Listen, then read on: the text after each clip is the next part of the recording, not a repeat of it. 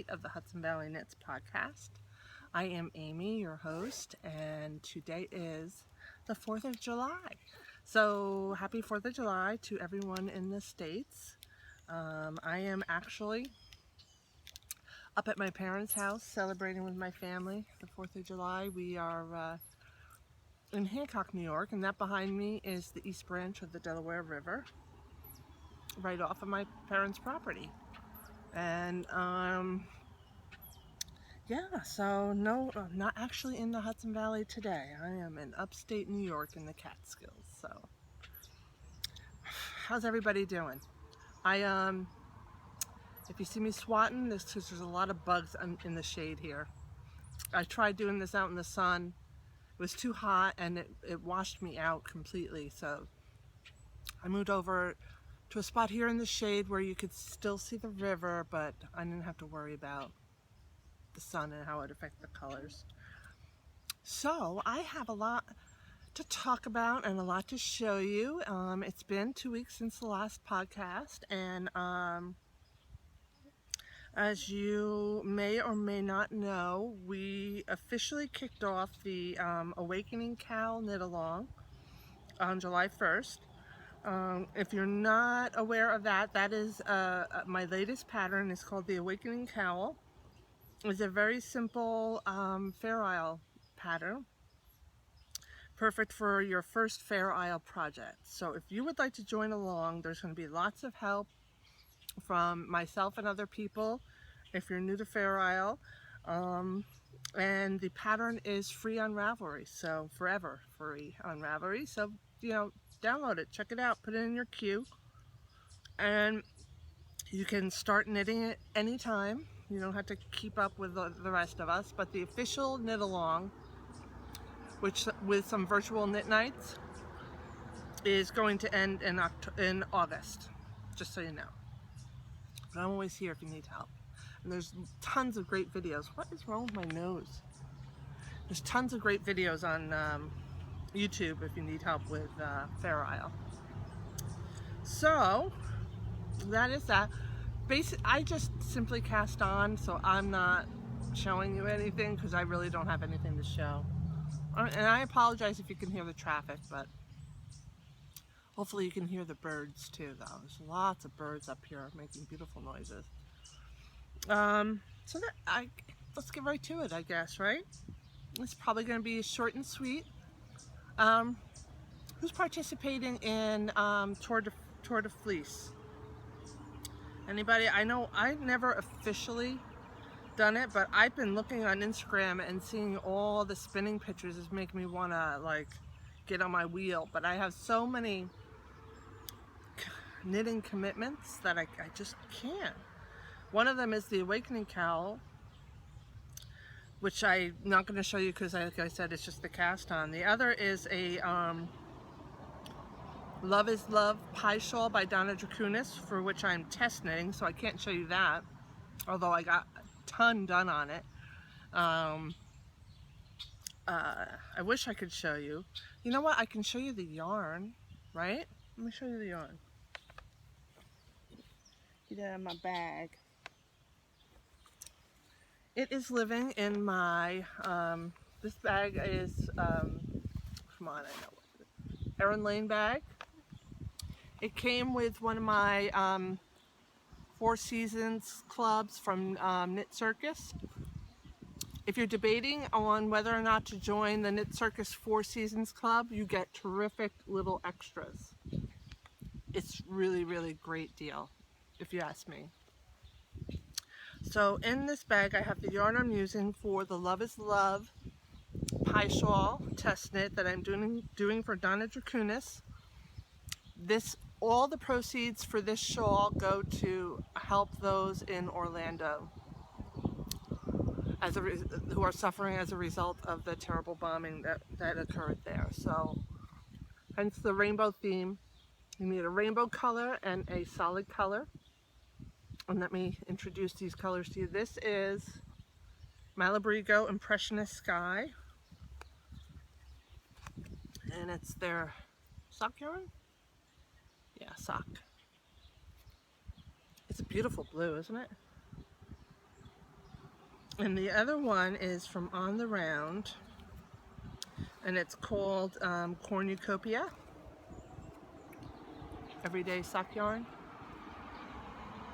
The Malabrigo is much softer than the Cornucopia, which is her Everyday Sock Yarn, which is superwash merino wool, whereas the Malabrigo, as we all know, is superwash merino wool. The Malabrigo is 100 times softer than the Cornucopia, but the colors are gorgeous. That's all I can show you. I can't even like crumple it up in a ball and show you. So the bad news is I can't show you more than that, but the good news is when I'm done with the test knit, you'll have this beautiful pie shawl to look at, right? Love is love. Check it out. Buy the pattern now. She's anticipating the first clue to come out in August, which is what I'm testing right now, the first clue. So that's that. My other whip is this here sock, which is almost red, white, and blue. It's actually red, white, and black. Unless it's a dark navy blue, which I don't know for sure, but I would say seeing it in the light, it's really black. This is a lollipop yarn. I think I showed this to you before. This came up on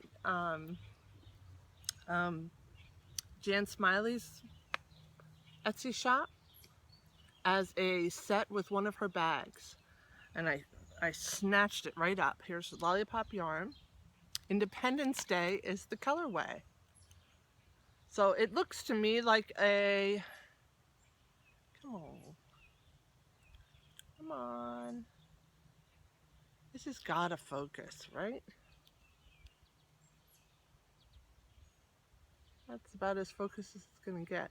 It's Independence Day, and it's her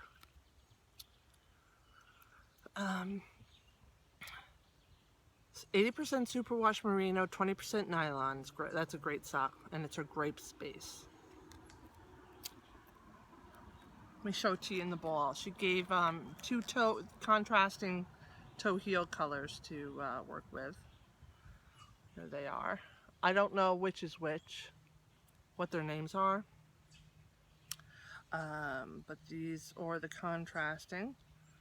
I should have done the cuff in one of these colors, and I didn't even think about it. I did the cuff in the multi. Silly. Here is the actual ball. So there's gray in between red, this either extremely dark navy blue or black, whatever you want to call it, and the multi. So this is my sock knitting now. This is the only sock project I am working on because I finished my other ones. Do I have anything else on the needles? Do I don't think so. I have no more whips because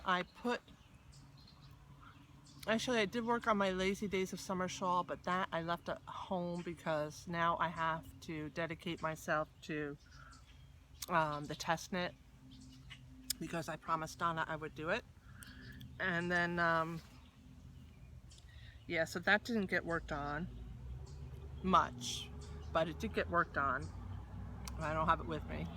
And then the La Jeffa sweater by Laura Nelkin, that's going to be on hold now, probably till I finish the test knit. Yeah, because after I finish my design along sweater, I'm debating I either pick up La Jeffa and finish that, or I pick up a sweater I started years ago that was originally going to be for Mark. It was way too small, but for me it would make a great oversized sweater, and it's an amazingly beautiful, if I do say so myself, cable design. So I was thinking of, it's knit all the way up to where I would break for the armholes. And I was thinking of knitting that for another Rhinebeck sweater, like one for Saturday, one for Sunday kind of thing. So I'm debating, and I don't know. There's also some shawls kits I bought for an art yarn shawl that I'm just dying to make. And there's a shawl by Isolda that I have some of her blend one to make that I'm dying to make. I mean, there's so many things. And when you see my stash enhancement, I can tell you something else I'm dying to make. And I'm probably going to put a poll up on my site, but I'll get to that when I get to stash enhancement. But let me show you my last work in progress is, of course, my design along sweater. You saw the front and the back. I don't have that with me. I'm not going to show you that again. But maybe next podcast you'll see the finished sweater. So, because here is sleeve one. So you can see here's the diamond pattern in the color work. That's the cuff.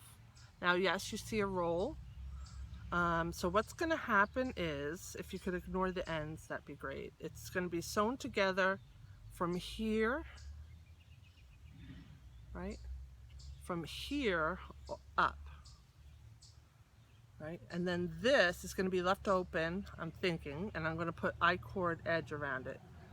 The same as I had for the sleeve. What do you think? Or should I just sew it together and leave this? It's kind of tight. I could do it though, it's definitely doable, but it would be kind of tight getting through. Well, it wouldn't.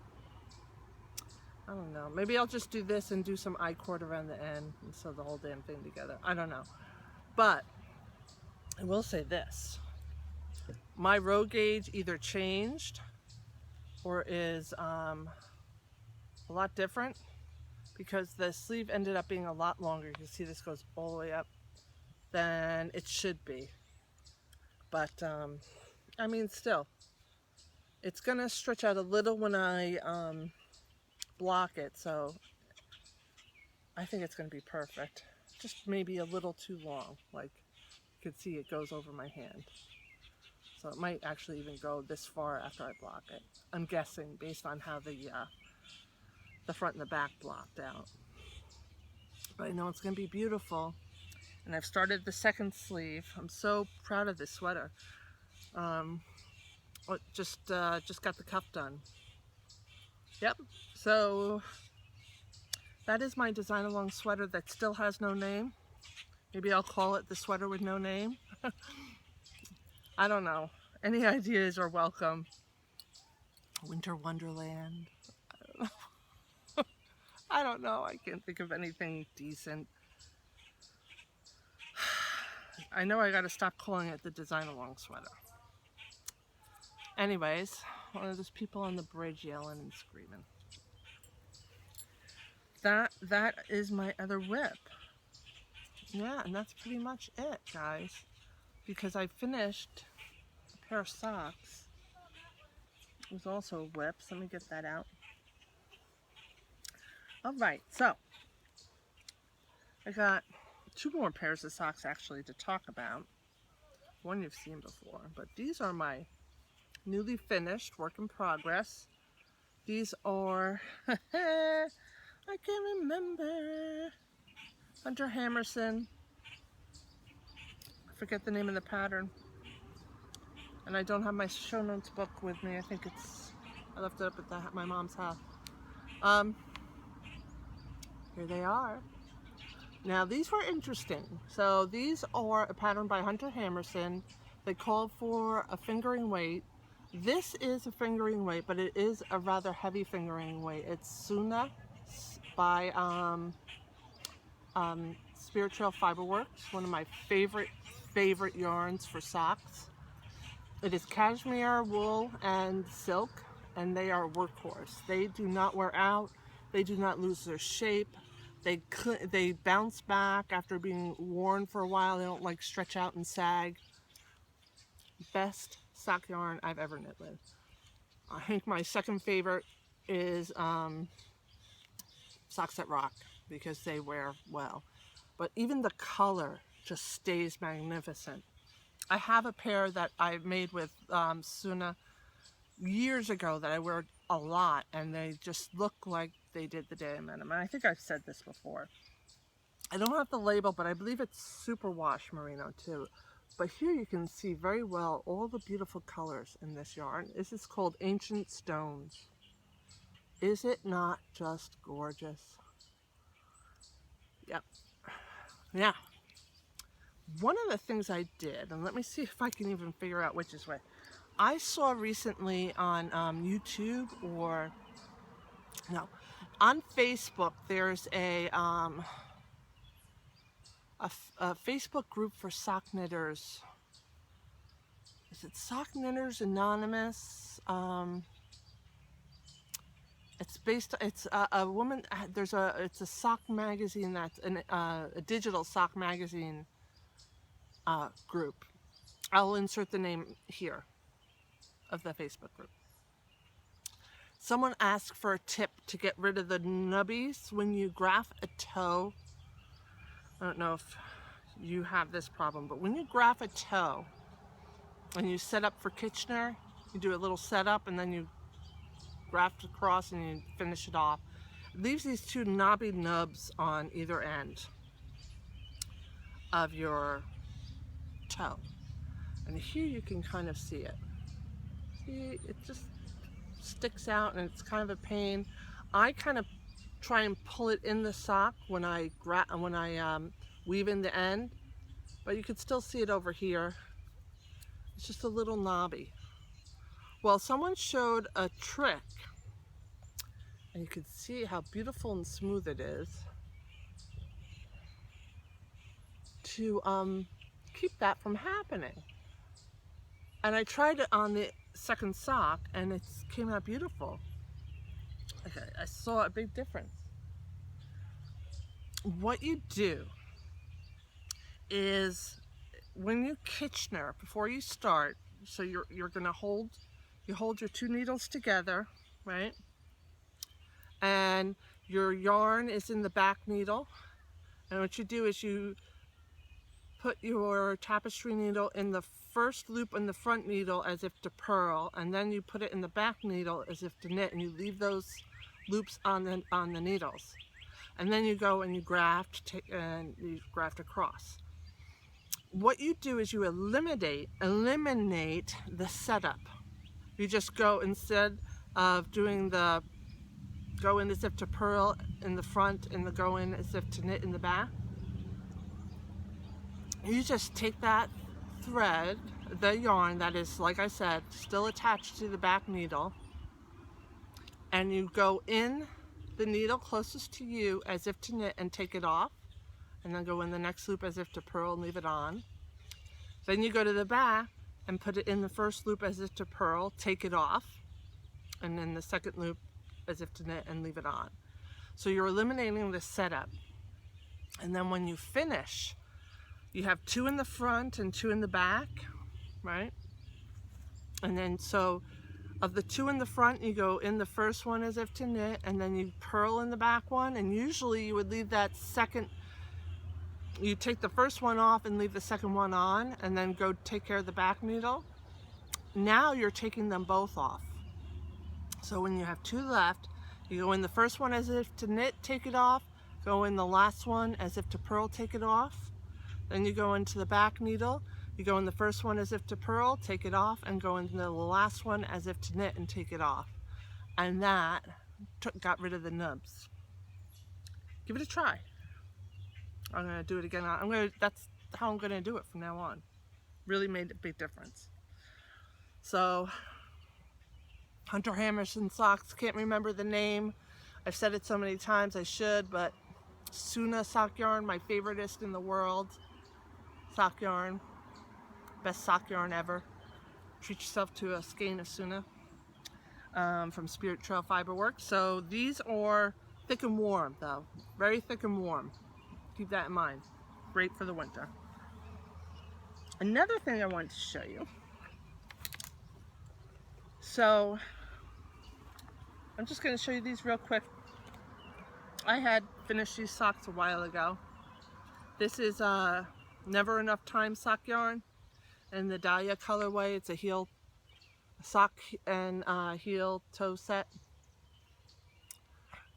I had finished these a while ago and I wore them actually one day. It was actually pretty cold up here and I wore them, and I realized that one of the socks was like an inch too short. like way too short, and the heel was actually way under my foot. So I ripped this out and I redid the toe. Now I did kind of give this a little bath, but one thing I noticed, because I wore these once, is this sock yarn stretched out and got saggy on my leg. And I have more of her sock yarn, so I have to remember to knit this a little tighter because it's going to stretch and sag. But here, I think you can even see here the big difference because I did the toe the new way. I don't know if you can tell which is which. But this one, I did the new way, and this one I did the old way. And I can see and feel the nub here and here, whereas here it's so smooth. I don't know if you can see better like that.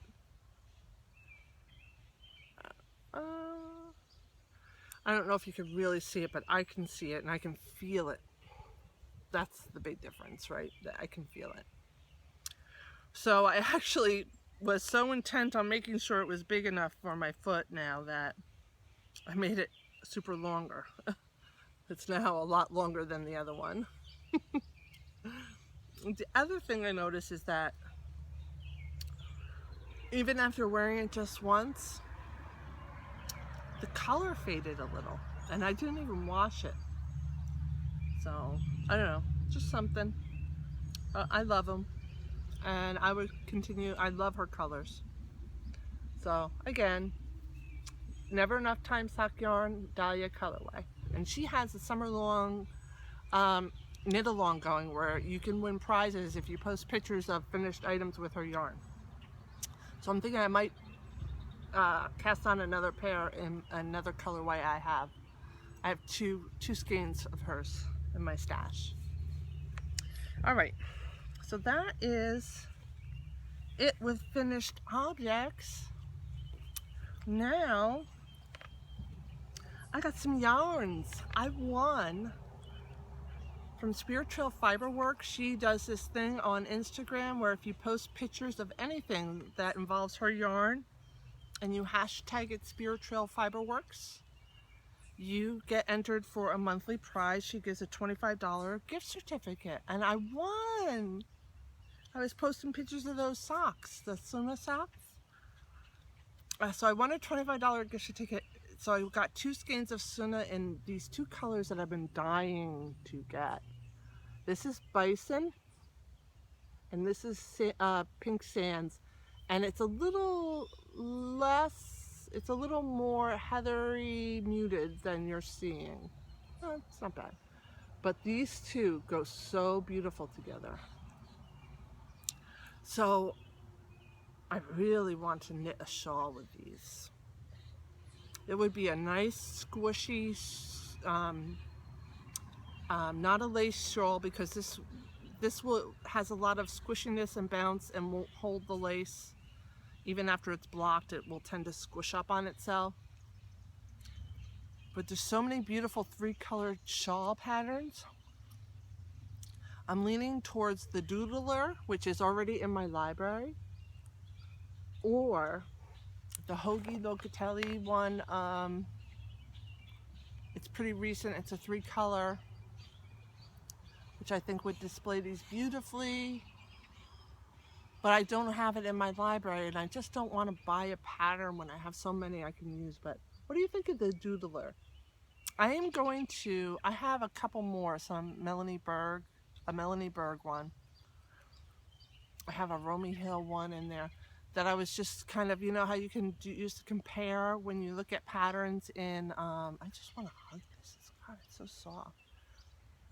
When you look at patterns in Ravelry, you can mark them with a star for compare later. And I did that for some shawls that I'm thinking of using this yarn for. I don't want something too stripy. I want something more blocky in color. But there were so many beautiful ones I can't decide. So maybe I'll list them and you can help me decide. I'll post a thread. This is what I was talking about before. Help me decide which one. And then maybe I'll do another thread. Help me name my sweater. Help me name my design along sweater. I have no idea what to name it. Diamonds in the rough because of the diamonds. I don't know. Anyway, I hear somebody. Poor thing.